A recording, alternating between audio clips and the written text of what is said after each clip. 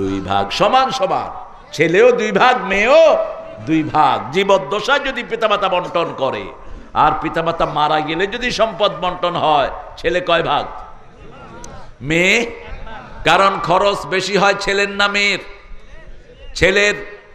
এই যে আপনি ছেলের বাড়িতে, বাপের বাড়িতে বেড়াতে আসবেন যতবার, সব খরচ কার? ছেলের। ঈদের আগে আসলে তো জামাইরে পাঞ্জাবিও দেয়া লাগে, ঠিক তবে ঠিক? ভাগনা ভাগ্নিকে দিতে হয়, জন্য ছেলেরকে খরচ আল্লাহ বেশি দিয়েছেন। ছেলের পাওয়ার কোনো জায়গা নাই, মেয়ের পাওয়ার জায়গা তিনটা। কয়টা? জামাইয়ের সম্পত্তিতে মেয়ের অধিকার আছে না নাই? ছেলের সম্পত্তিতে আছে না নাই? আবার বাপের সম্পত্তিতে আছে না নাই? কিন্তু তার কোনো খরচ নাই। কেন তিনবার পায় সে? তিন জায়গা থেকে। কারণ তিন জায়গায় কষ্ট করে, পেটে ধারণ করে কে? মা। রক্ত প্রবাহিত হয় কার? 2 বছর দুধ পান করায় কে? এই কথাগুলো কোরআনে বলে দিলেন কে? এই জন্য মায়ের খেদমত কয় গুণ? কয় গুণ? 3 গুণ। ইমাম বুখারী আদাবুল মুফরাদের ভিতরে বলছেন 5 গুণ। কয় গুণ? 5 গুণ। তিনি আরো 2টা বাড়িয়েছেন। 2টা কি? 2টা হলো, এই সন্তানটা বড় হওয়া পর্যন্ত সবচেয়ে বেশি পরিশ্রম কে করে? মা করে। আবার এই সন্তান যখন রুগ্ন হয়, রাতে যখন সন্তানের ঘুম হয় না, সবার আগে জাগেন কে?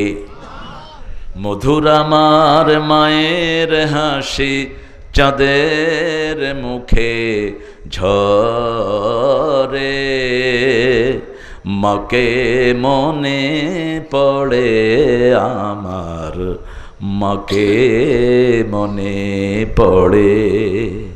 প্রদীপ হয়ে মোর শিয়রে, কে জেগে রয় দুঃখের ঘরে, সেই তো আমার মা, সেই তো আমার মা।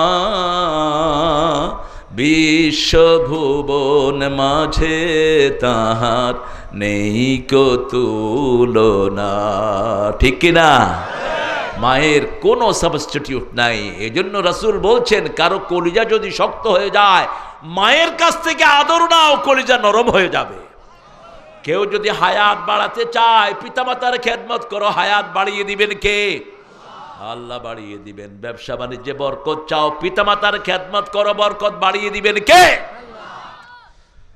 রাসূল সাল্লাল্লাহু আলাইহি সাল্লাম বললেন, তোমার কাছে পয়সা আছে নাকি? কয়, হুজুর না, কোনো টাকা পয়সা নাই।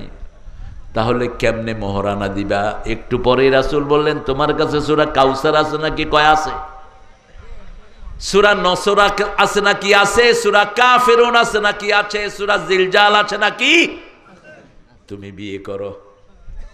এই 4টা সূরা যার কাছে থাকবে, সে গরিব হতে পারে না। মোহরানা দিতেই হবে, যদিও লোহার আংটি হয়। কিসের আংটি? লোহার আংটি। মোহরানা ছাড়া বিবাহ হবে না। বহু সাহাবীর বিয়ের মোহর হয়েছে কোরআন শরীফের সূরা। এই যে দেখেন তো আইয়ুব খান কি করে, এই যে ছোট্ট দিয়ে আইয়ুব খান লাগছে কিলা কিলা। হ্যাঁ, কি খবর মামুর বেটা? মামুর বেটা কাকে লাড়তে কাকে লাড়িচ্ছে গো? এতক্ষণ শুনছে, এখন 2টা লাগছে। এখন ঠিক আমাদের দেশের রাজনৈতিক দলের মতো। হায় রে কামলা কামড়ি। আল্লাহ আমাদেরকে কবুল করেন। আমরা প্রথম সবচেয়ে বেশি কোন সূরা পড়ব? সূরা ফাতিহা। শরীর খারাপ করলো, একটু পানিতে ফু দিয়ে নিজে খেয়ে ফেলেন। নিজের জন্য দোয়া করবেন বেশি। নিজেকে বাঁচান, তাহলে তো আল্লাহ অন্যকে বাঁচাবে, ঠিক না ঠিক? কু আনফুসাকুম, আগে নিজেকে বাঁচাও। এটা যে কত বড় এথিক্স, কত বড় দর্শন। আপনি মোটরসাইকেল চালাইতে গিয়ে যদি কুত্তারে বাঁচাইতে যান, আপনি রাস্তার তলে। অধিকাংশ লোক কুত্তা বাঁচাইতে গিয়ে নিজে গাড়ির তলে যায়, ঠিক না ঠিক? আপনি আগে নিজে বাঁচবেন। আগে কি করবেন? ধরে রাখেন, কুত্তা লাগুক, কুত্তা বাড়ে খেয়ে কুত্তার জায়গা যাবে। কিন্তু যখনই আপনি অন্যকে বাঁচাইতে যাবেন, তখন আপনার কি হবে? শেষ, আপনি চলে যাবেন। এটা বিশাল এথিক্স। আপনি যখনই কোনো বিপদে পড়বেন, আগে কি করবেন? নিজেকে বাঁচান। কু আনফুসাকুম ওয়া আহলিকুম নারা, সূরা তাহরিমের আয়াত। আপনি নিজেকে বাঁচান, তারপরে অন্যকে জাহান্নামের আগুন থেকে বাঁচান। আমরা যখনই ব্যথিত হব, সূরা ফাতিহাকে বন্ধু করব।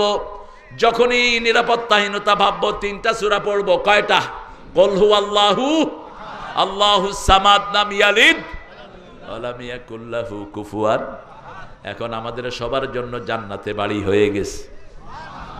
আরো আস্তে কোন সুবহানাল্লাহ। কত বড় বরকতের সূরা, টের পান না তো? রাসূল রাস্তা দিয়ে হাঁটছেন, এক সাহাবী পড়ছেন, রাসূল থেমে বললেন, এই সূরার ভালোবাসা তোমাকে জান্নাতে নিয়ে যাবে। এই সূরাকে ভালোবাসেন। কোন সূরা?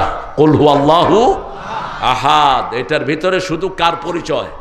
আল্লাহর পরিচয়। আল্লাহ বলছেন সবার অনেক জিনিসের সাথে সম্পর্ক থাকে, আমি আল্লাহর সম্পর্ক হলো সূরা ইখলাসের সাথে। যে এটাকে রপ্ত করবে সে আমার সাথে সম্পর্কিত হয়ে যাবে। 114টা সূরা, প্রত্যেকটাই গুরুত্বপূর্ণ। তবে একটা সূরা আছে কোরআনের সবচেয়ে উঁচু সূরা। যেমন মসজিদের উঁচু হলো মিনার, উঁচু কি? মিনার। লিকুল্লি শাইইন সানাম, সানামুল কোরআন আল বাকারা। রাসূল সাল্লাল্লাহু আলাইহি ওয়াসাল্লাম বলছেন সব জিনিসের একটা চূড়া আছে। কোরআনের সবচেয়ে চূড়ার নাম হলো সূরা বাকারা। সূরা বাকারাতে আয়াত সবচেয়ে বেশি, আবার বরকত বেশি। যে ঘরে সূরা বাকারা পড়া হয় শয়তান থাকে না। ছেলে মেয়ে বেয়াড়া হয়ে গেছে, নামাজ পড়ে না, রোজা রাখে না, আপনি সূরা বাকারা পড়েন, বাচ্চাদেরকে নামাজি বানায়া দিবেন কে? আপনার ঘরকে শয়তান মুক্ত করে দিবেন কে? 15তম সূরা থেকে আজকে কথা বলবো, সূরা হেজর। সূরা হেজর, এই সূরাটাতে 9 নম্বর একটা আয়াত আছে। এই আয়াতটা টার্কির একটা সেনা ক্যাম্পে পড়া হচ্ছিল। আজ থেকে 15-20 বছর আগে টার্কির সেনা ক্যাম্পে আমেরিকা থেকে কিছু জেনারেল এসছেন, রাশিয়া থেকে গিয়েছেন সেনাবাহিনীকে লকেট দেওয়ার জন্য। তা আমাদের দেশেও আছে, ভিয়েতনাম থেকে আসে, বিভিন্ন জায়গা থেকে সেনাবাহিনীর এ সমস্ত লকেট দেওয়ার জন্য আসে। তো লকেট দেওয়ার পরে একজন কারি সাহেব তেলাওয়াত করতেছিলেন, ইন্না নাহনু নাযালনা যিকরা ওয়া ইন্না লাহু লাহাফিজুন। কোরআনকে আমি, আল্লাহু আকবার বলবেন, ভালো করে বলেন। অনেকে এটার জন্য থেমে থাকে, সময় কিলিং আর কি। আমি থামি না, সময় তো কম, আমাদের কাজ করতে হবে বেশি। তো এই আয়াতটা পড়লেন, আয়াতটার অর্থ হলো আমি কোরআনকে জিকির করে নাজিল করেছি, হেফাজত করবেন কে? যারা কোরআন মুখস্থ করে তাদেরকে হেফাজত করেন কে? সারা দুনিয়াতে তাদের মর্যাদা বাড়িয়ে দেন কে? যখনই এই আয়াতটা পড়া শেষ হলো, একজন জেনারেল বলল, তোমাদের কোরআন আমি ছিঁড়ে ছিঁড়ে এখন মদের ভিতরে দেব, তোমাদের আল্লাহকে বলো হেফাজত করতে। এরকম বেয়াদব আছে না নাই? আমাদের দেশেও তো এখনো আছে গাপটি মেরে। প্রকাশ্যে আসলে তো চামড়া থাকবে না, চামড়া থাকবে না। তাসলিমা ওই শয়তান মারা গেছে ভারতে, বাংলাদেশে আসতে পারেনি, কারণ আমরা আর যাই করি নবীর দুশমনকে আমার দেশে ঢুকতে দেব না। নবীকে যারা গালি দিবে, কোরআনকে যারা গালি দিবে, বাংলার মাটি তাদের জন্য হারাম হয়ে যাবে। ঠিক না বেটি?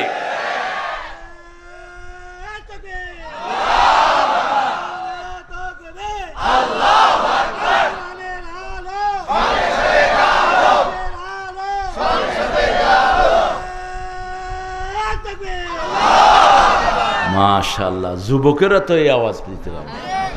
আল্লাহ আমার বাবাজির হায়াত তুমি দারাজ করে দাও। অনেকে মনে করে এই তাকবীর হলো পোলাপারের একটা ঢং ঢাং, না, এটা 3 নম্বরের ফরজ রাসূলের উপরে। কয় নাম্বার? 3 নাম্বার। হেরা গুহায় 5টা আয়াত নাজিল হলো। কয়টা? রাসূল এসে ঘরের ভিতরে ঘুমিয়ে আছেন কম্বল মুড়ি দিয়ে। মা খাদিজাকে বললেন, জাম্মিলুনি জাম্মিলুনি ইন্নী আখাফু আলা হায়াতি, আমাকে কম্বল জড়িয়ে দাও, আমি আমার জীবনের উপর ভয় করছি। জ্ঞান বৃদ্ধ, বয়োবৃদ্ধ, পৃথিবীর সর্বশ্রেষ্ঠ নারী, তিনি বলছেন আপনি এতিমকে খাওয়ান, বিধবাকে আশ্রয় দেন, অত্যাচারীর পাশে গিয়ে আপনি দাঁড়ান। আপনি অত্যাচারিত যারা মজলুমের পাশে গিয়ে দাঁড়ান, কোনো বিপদ আল্লাহ আপনাকে দিবে না। রাসূল সাল্লাল্লাহু আলাইহি ওয়াসাল্লাম শুয়ে আছেন, আল্লাহ 5টা ফরজ করলেন। কয়টা? ইয়া আইয়ুহাল মুদ্দাসসির, আল্লাহ বলেন ওগো কামলিওয়ালা কম, তুমি উঠো। ফাআনযির, সতর্ক করো। ও রাব্বাকা ফাকাব্বির, রবের বড়ত্ব বর্ণনা করো। তাকবীর। তাকবীর।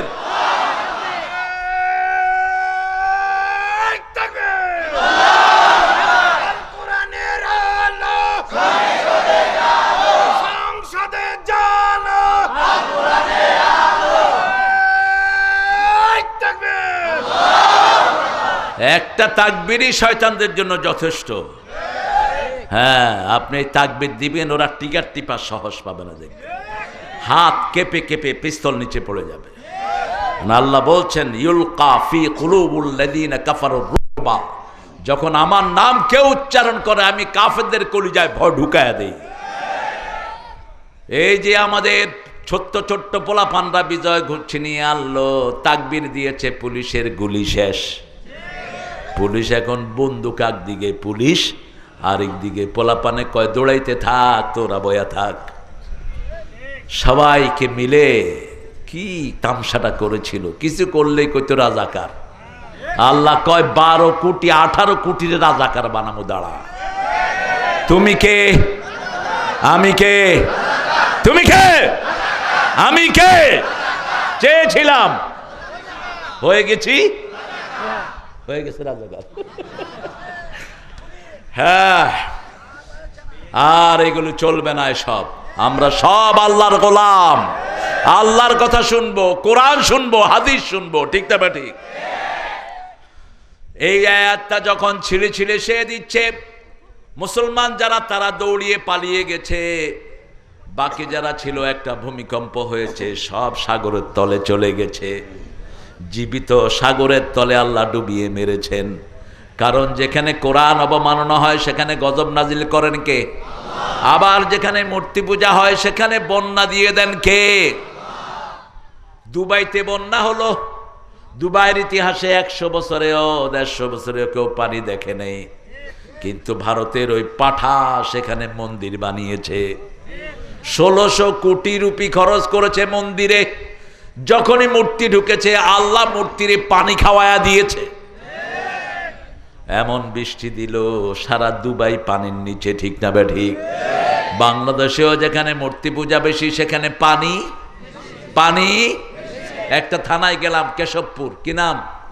যশোরের, গিয়ে দেখবেন এখন এই কোমর পানি ভিতরে, পুরো কেশবপুর। আমি বললাম মূর্তি পূজা ছাড়ো, পানি চলে যাবে। নূহ আলাইহিস সালামের প্লাবন কেন এসেছে? নূহ আলাইহিস সালামের লোকেরা 5টা মূর্তি বানায় পূজা শুরু করেছে। কয়টা? অদ্দা, সোয়াক, ইয়াগুস, সূরা নূহের ভিতরে আল্লাহ নামগুলো দিয়েছেন। এই 5টা মূর্তি বানিয়ে যখন তারা পূজা শুরু করে, আল্লাহ এমন প্লাবন দিলেন সারা পৃথিবী তলিয়ে দিলেন। এজন্য আমরা একজনের পূজা করব, তিনি কে? আল্লাহ এই সূরাটা শুরু করেছেন আলিফ লাম রা তিলকা আয়াতুল কিতাবে ওয়া কুরআনিম মুবিন। কি সুন্দর আল্লাহর বর্ণনা, আল্লাহ ছাড়া এমন বর্ণনা আর কেউ করা সম্ভব নয়। আলিফ লাম রা এগুলো কোরআনের মুজিজা। কোরআনের কি? দুনিয়ার কোন কিতাবে এরকম শব্দ পাওয়া যায় না। আমি যদি একটা বই লিখি আর বলি যে এই শব্দগুলো আমি বুঝবো, আপনারা কইবেন আপনি বুঝলে আপনিই পড়েন, আমরা পড়ব না, ঠিক কিনা? কিন্তু আল্লাহ বলছেন এগুলো পড়লেও সওয়াব, বললেও সওয়াব, তাকালেও। এমন একটা কিতাব, ধরলে সওয়াব, তাকালে সওয়াব, পড়লে সওয়াব, শুনলেও। আর দুনিয়ার কোন কিতাবে এই সওয়াব। কোনদিন হিন্দু ভাইদেরকে শুনছেন কইতে গীতা শুনলে এত নেকি হইব? কইছে? কইছে? আমি এক ঠাকুরকে জিজ্ঞেস করলাম গীতা পড়ো কেন? কয় এটার লেগা, পেটের লেগা। আমাদের অনেকেও কোরআন সে পেটের রুজি বানাইছে, এটা না। আমরা কোরআন শরীফ দিয়ে মানুষকে চিকিৎসা করব, খুশি হয়ে যদি কিছু দেয় আলহামদুলিল্লাহ, কথা কন না কেন? আলহামদুলিল্লাহ। কিন্তু কোরআন শরীফের ফু দিয়ে আপনি যদি 30টা ছাগলও নেন সেটা জায়েজ। তাবিজ লেখে 1 পয়সাও নেওয়া জায়েজ নেই। তাবিজ নবী লেখেন নাই, আমরাও লিখবো। তাবিজ লিখলে গুনাহ হয়। কি হয়? তাবিজ থাকলে আপনার রোগ ভালো হবে না, উকিলাইলেই। রাসূল বলছেন ওটার উপর তোমাকে নির্ভর করে দেয়া হবে। আর যখনই কোরআন পড়বেন ভালো করে দিবেন কে?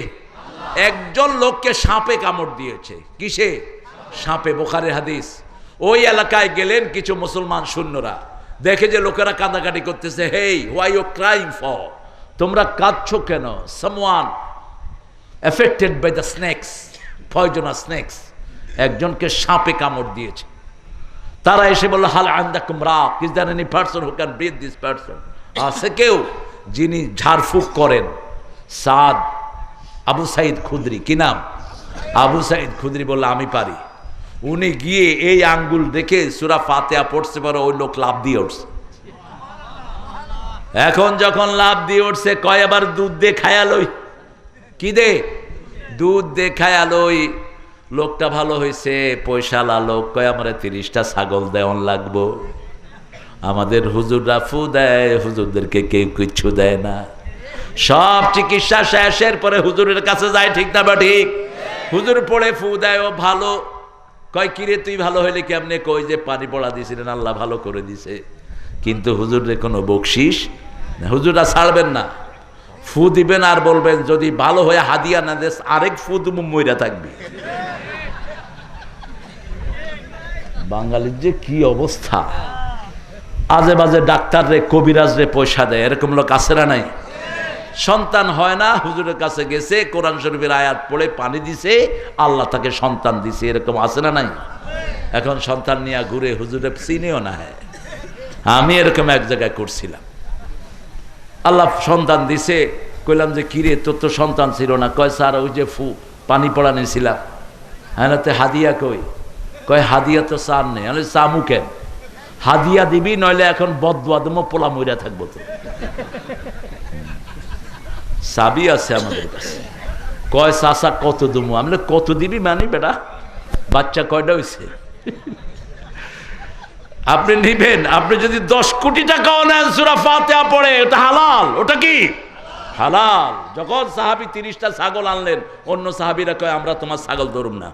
কেমনে না কেমনে আনছো? কোন আপনি চলে যান কেন? বসেন, ভোট দেব না কিন্তু। এই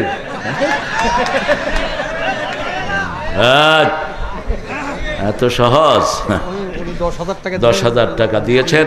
আর আমরা চাইবো চেয়ারম্যানের হাতে অনেকগুলো থাকে, যদি কোনো বরাদ্দ থেকে এই প্রতিষ্ঠানের জন্য কিছু করা যায়, ইনশাল্লাহ সেটা করবেন। অত্যন্ত ভালো মনের মানুষ, আল্লাহ আমার ভাইকে কবুল করুক। নাহলে মাহফিলে উঠতো না কিন্তু, যদি উল্টাপাল্টা হইতো, আসতোই না কিন্তু। কারণ বহু চেয়ারম্যান আছে মাহফিলের ধারে কাছেও আসে না, ওই কোনায় পড়ে থাকে। এগুলো হলো করুণার চাইল চোর। আল্লাহ আমার ভাইকে কবুল করুক। সাহাবী রাদিয়াল্লাহু আনহু যখন ছাগল আনলেন, অন্য সাহাবীরা বলছে আমরা ধরবো না, চলো রাসূলের কাছে চলো। রাসূল মুস্কি হাসছেন, কয় হেরে খুদরি, তোকে এটা শিখালো কে? তিনি বললেন, যেটা দিয়ে রূহ ভালো হয় সেটা দিয়ে শরীরও ভালো হতে পারে, আমাকে কেউ শিখায় নাই, আমি নিজের থেকে এটা করেছি। রাসূল বললেন, ছাগল তুইও খা, আমারেও দে। কি বরকতের জিনিস কোরআন! আল্লাহ আমাদেরকে কোরআনের বন্ধু বানায়া দেন, যেন কানে শুনি সদা তোমার কালাম, হে খোদা, চোখে যেন দেখি শুধু কোরআনের আয়াত। শুনো, কোন কবি? শোনো শোনো ইয়া ইলাহি আমারি মুনাজাত, শোনো আমারি মুনাজাত। মসজিদেরি ঝাড়ু বরদার হোক আমারে হাত, শোনো আমার মুনাজাত। যখন মসজিদে যাবেন, ঝাড়ু দিবেন, যত লোক নামাজ পড়বে আপনার আমলনামায় সওয়াব উঠে যাবে। চুপ করে বসে থাকবেন না, মসজিদ পরিষ্কার করবেন, বাথরুম পরিষ্কার করবেন, যত মানুষ যাবে আপনার আমলনামায় সওয়াব উঠে যাবে। আলিফ লাম রা তিলকা আয়াতুল কিতাব ও কোরআনিম মুবিন। কোরআন শরীফের নাম কোরআন শরীফে বারবার আসে না? আসে নাই? দুনিয়ার কোন কিতাবের নাম কিতাবে নাই, বাইবেলের নাম বাইবেলে নাই, হিন্দুদের 7টা কিতাবের নাম কিতাবে নাই, কিন্তু আল্লাহর কোরআনের নাম আছে না নাই? 56 বার কোরআনের নাম আল্লাহ কোরআনে দিয়েছেন। কয়বার? 56 বার। কোরআন কোরআন কোরআন, বারবার কোরআন বলেছেন। আপনি নাম জিজ্ঞেস করলে আল্লাহ বলবেন বাল হুয়া কোরআনুম মাজিদুন ফি লাউহিম মাহফুজ। এটা কোরআন মজিদ লৌহে মাহফুজে আছে, দুনিয়াতে কিচ্ছু করতে পারবা না এটাকে। কোরআনকে নিষেধ করবা, তুমি নিষিদ্ধ হয়ে যাবা। কোরআনের উপর হাত ধরবা, তোমার হাত আল্লাহ অবশ করে দিবেন। এরপরে আল্লাহ বলছেন রুব্বামা ইয়াউদ্দুল্লাযীনা কাফারু লাউ কানু মুসলিমিন। সমস্ত কাফেররা মৃত্যুর পরে আফসোস করবে, আমরা যদি মুসলমান হতাম। আপনাদের কি সমস্যা? আপনারা কোথায় যাচ্ছেন গো? এই যে সোনা চানরা, হ্যাঁ আমি কি সোনামানের পুঁথি নিয়ে বসছি? এই বেয়াদবি করলেন কেন? কোরআন শরীফ যত নরম তত গরম। শরীয়তের কোনো কারণ ছাড়া যাবা, চিত্তয়া বিছনায় পড়ে থাকবা মাসকে মাস। লজ্জা থাকা উচিত। কোরআন পড়া হচ্ছে, উঠে উঠে হাঁটতেছ।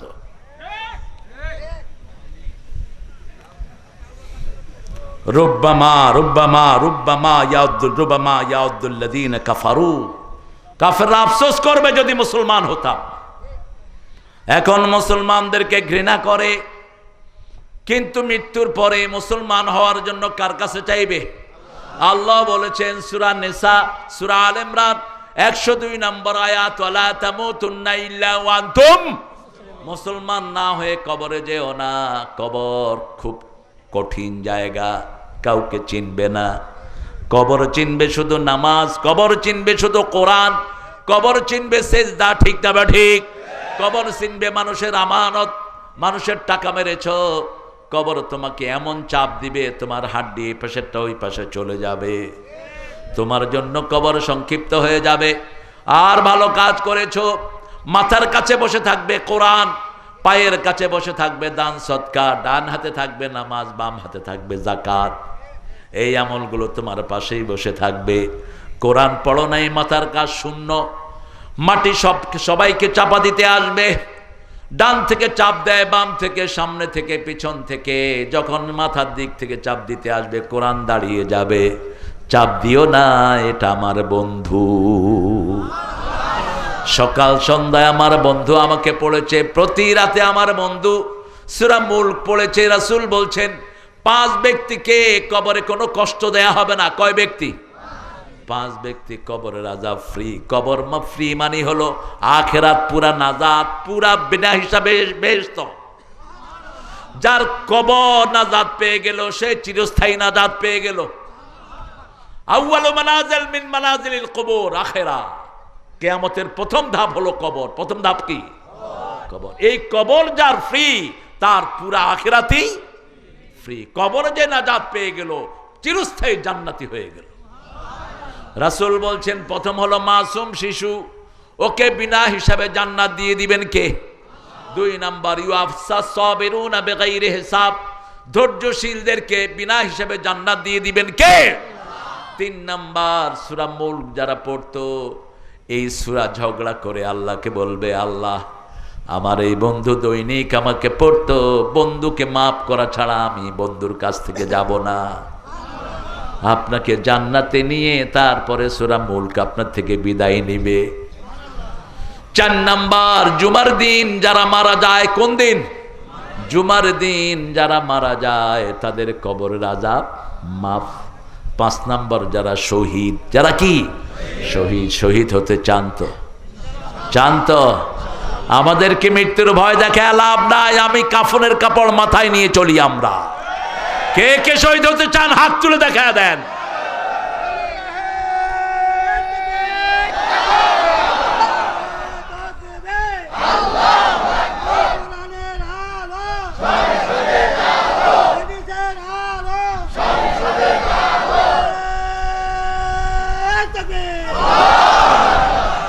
আল্লাহ কবুল করুন। মুসলিম কাকে বলে? এই সংজ্ঞাটা হাদিসে বহুবার রাসূল বলেছেন, আল মুসলিম মান সালিম আল মুসলিমুনা মিন লিসানিহি ওয়া ইয়াদিহি।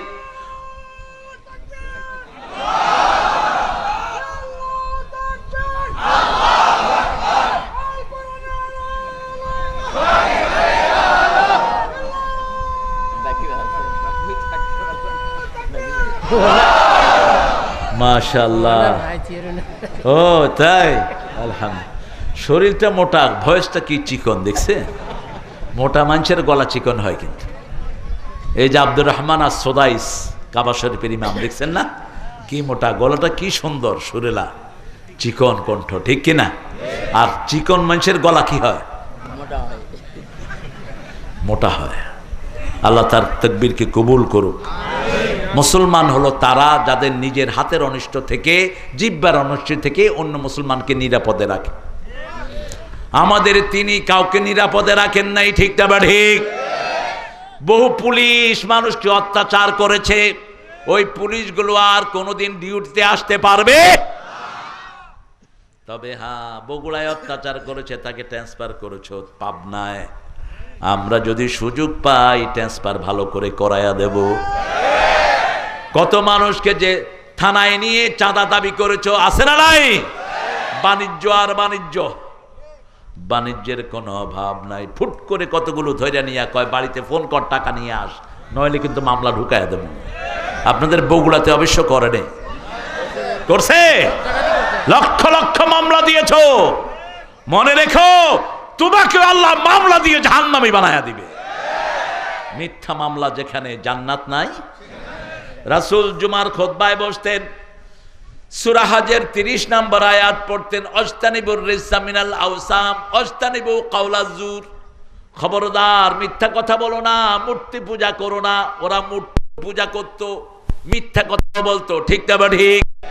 একজন মানুষের জন্য 400 কোটি টাকার মূর্তি বানানো হয়েছে। কয়শো? 400 কোটি টাকার মূর্তি। আবার উনি বলতেন ওনার কাজের লোক 400 কোটি টাকার মালিক।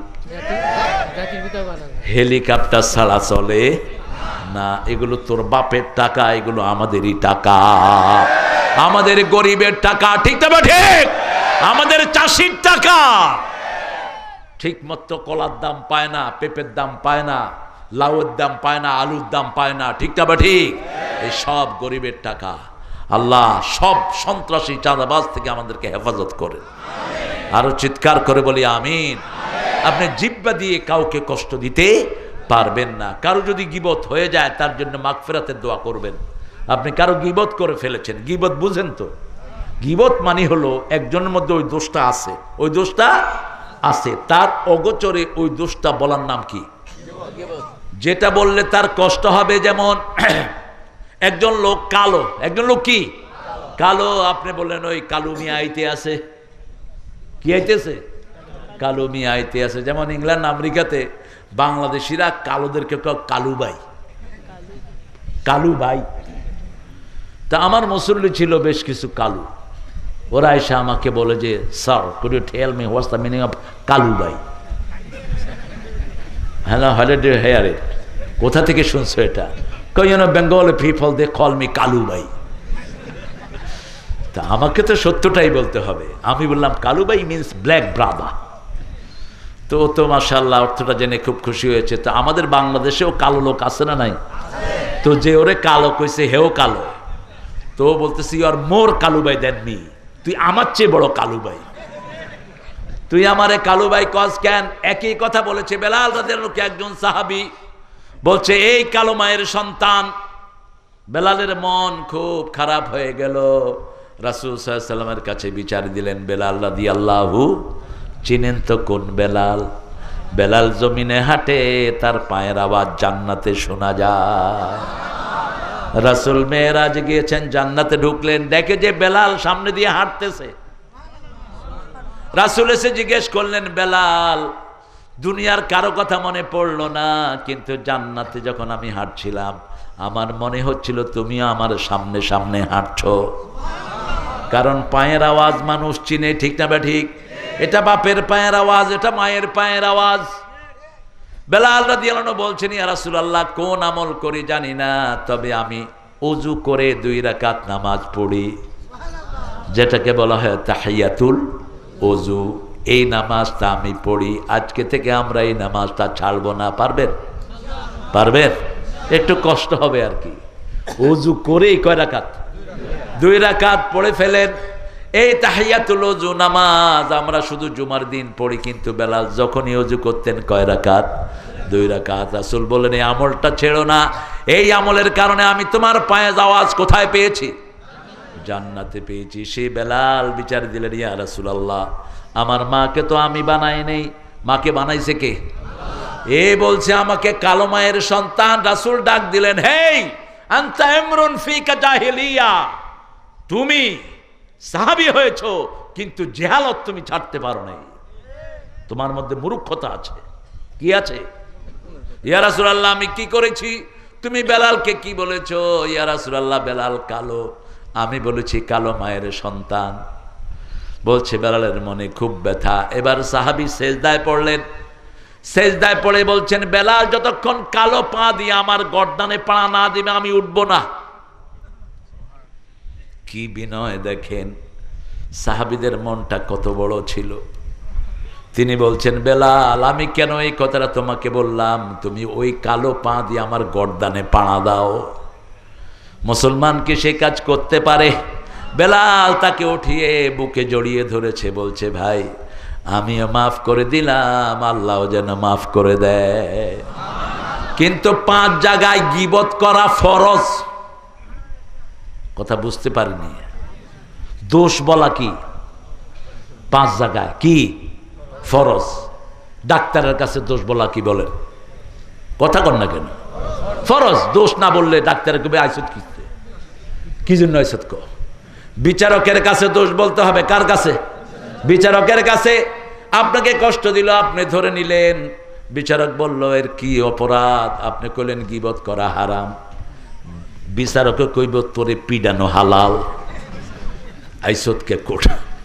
3 নাম্বার, বিয়ের জন্য দোষ বলা ফরজ। দোষ বলা কি ফরজ। রাসূলের কাছে এক মহিলা আসলেন, ইয়া রাসূলুল্লাহ 2 জন সাহাবী আমাকে বিয়ে করতে চায়।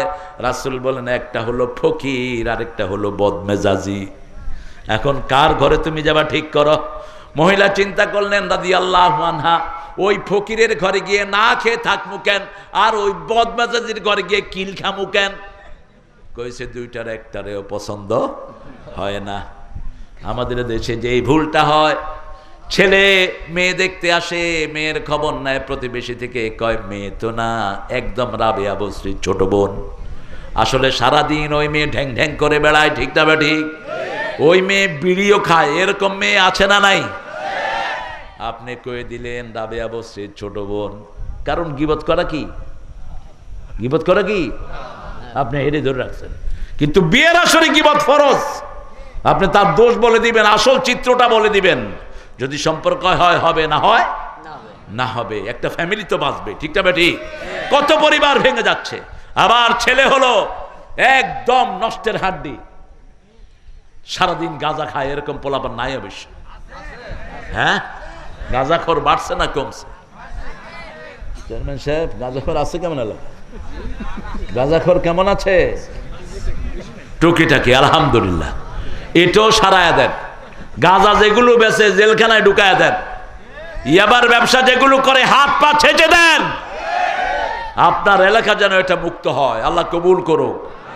এখন ছেলে দেখতে আসছে, বলে ভাই এই ছেলেটার সাথে আমার মেয়ের সম্বন্ধ হবে। ছেলেটা কেমন? কয় আব্দুল কাদের জিলানীর ছোট ভাই। আসলে 1 ওয়াক্ত নামাজও পড়ে না, গাঁজা খায়, সারা জীবন বাজে অভ্যাস করে, মাঝে মধ্যে ঘরে মারধরও করে। আপনি বলে দিলেন। এই জন্য আসল চিত্রটা বলে দিবেন। কয় জায়গা হলো? কয় জায়গা? 3 জায়গা হলো। 4র্থ জায়গা, ওস্তাদের কাছে ছাত্রের দোষ বলে দিবেন। আমার এই ছেলের এই এই দোষ আছে, আপনি একটু দেখবেন যাতে একটু শোধরানো যায়। ঠিক না ঠিক? পিতামাতার কাছে বিচার নিয়ে আসলেন সন্তানের।